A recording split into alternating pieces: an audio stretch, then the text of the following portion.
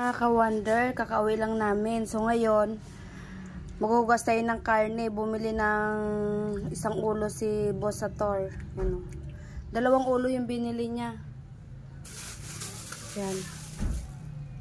Yung isa, pang ano na to. Pang bagong taon na raw yung isa. Tapos ito naman, ito yung hapunan namin. 200 daw isang ulo nito eh. Yan o. Malaman na siya. Kasi ang habol niya dito, yung mata at saka yung ano, utak. At may binili din ako na ano, galunggong. Dinain ko siya mga ka-wonder. Nilagyan ko lang ng paminta, asin at saka ano, bawang, suka. Yan para may mababaon-baon siya araw-araw.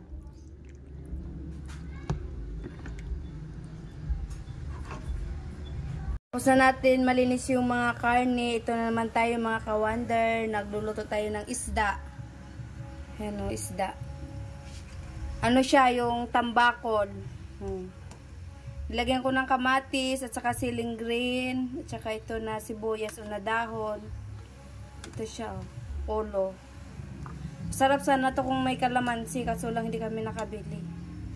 Siyempre ito yung halo niya mga ka-wonder o. Talbos ng kamote. Yan. Malapit na siya maluto. Ayan, kakain na kami mamaya. Ilagay na natin yung talbos. O, diba? Kailangan muna natin kumain ngayon ng ano, masustansya na ulam. Kasi kakatapos lang natin kumain ng ano, baboy.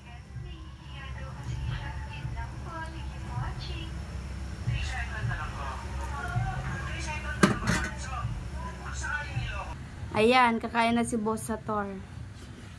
Ano masasabi mo sa loto ko? Sarap. Yung asawa.